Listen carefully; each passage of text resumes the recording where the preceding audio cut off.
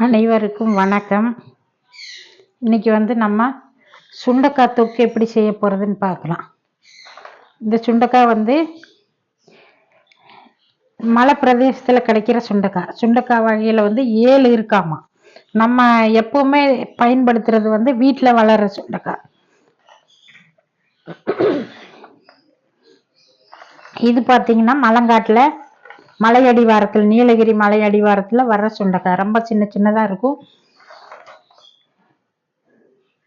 ரொம்ப மருத்துவ குணம் அதிகமா உள்ளது.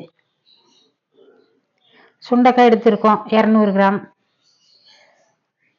கொத்தமல்லி விதை, சீரகம், குருமிளகு, புளி எடுத்திருக்கோம், வரமிளகா,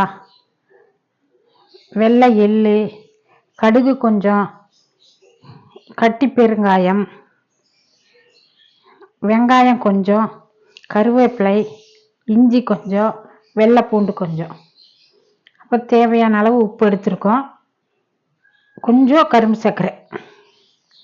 இதெல்லாமே என்னன்னா நான் தேங்காய் சேர்த்தலை. ஏன்னா தேங்காய் சேர்த்துனா ரொம்ப நாள் நம்ம வைக்க முடியாது.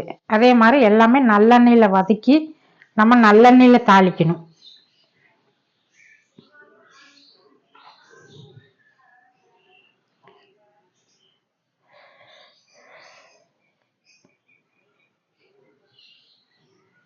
நன்றி, வணக்கம்.